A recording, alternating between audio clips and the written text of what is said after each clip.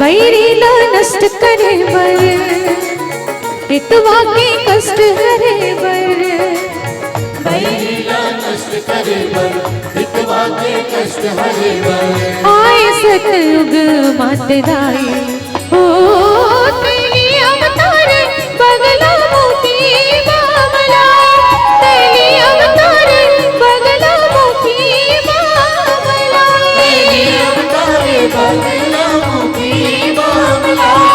तेरी अवतार पगला मोती मामला।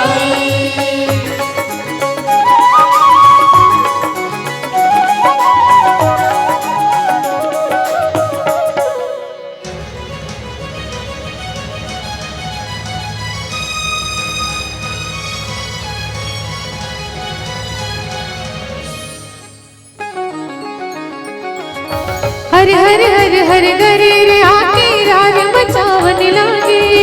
राग मचावन लागे दाई राग मचावन लागे।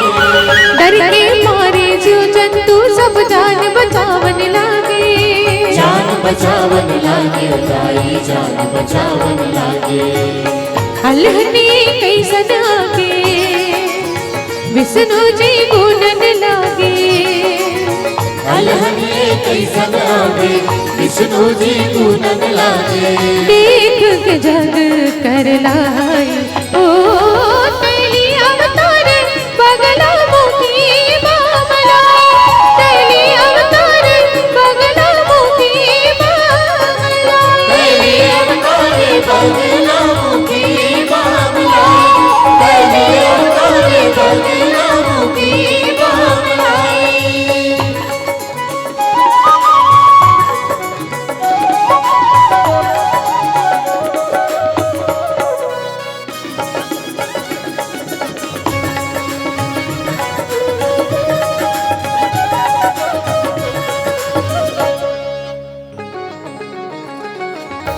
तरिया तिरमा विष्णु जी हाँ बैठे धुनी रमाए। बैठे धुनी रमाए दाई बैठे धुनी रमाए।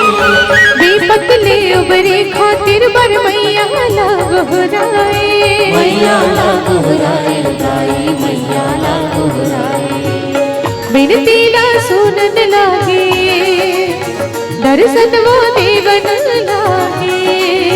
बिनती ना सुनन लागे दर्शन वो देवन लागे। श्री विद्या महामाई ओ तेरी अवतार पगला मोती मामला। तेरी अवतार पगला मोती मामला। तेरी अवतार पगला मोती मामला। तेरी अवतार पगला मोती मामला।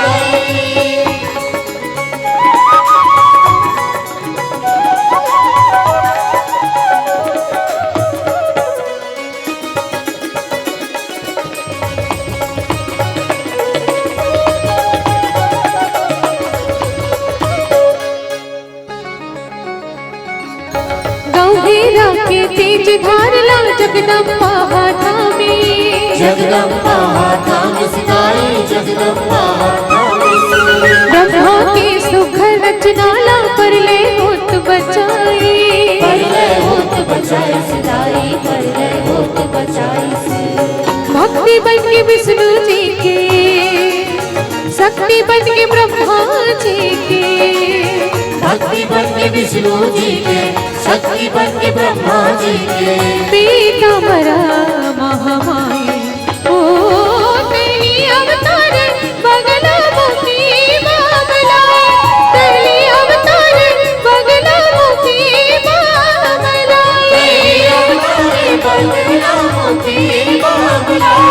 तेरी अवतार पगला मोती मामला। बैरीला नष्ट करे बर हितवा के कष्ट हरे बर बैरीला कष्ट करे बर हितवा के कष्ट हरे बर आए सतयुग मतदाई ओ तेली अवतार बगला मुखी मामलाई तेली अवतार बगला मुखी मामलाई तेली अवतार बगला मुखी मामलाई तेली अवतार बगला मुखी मामलाई तेली अवतार बगला मुखी मामलाई तेली अवतार बगला मुखी मामलाई तेली अवतार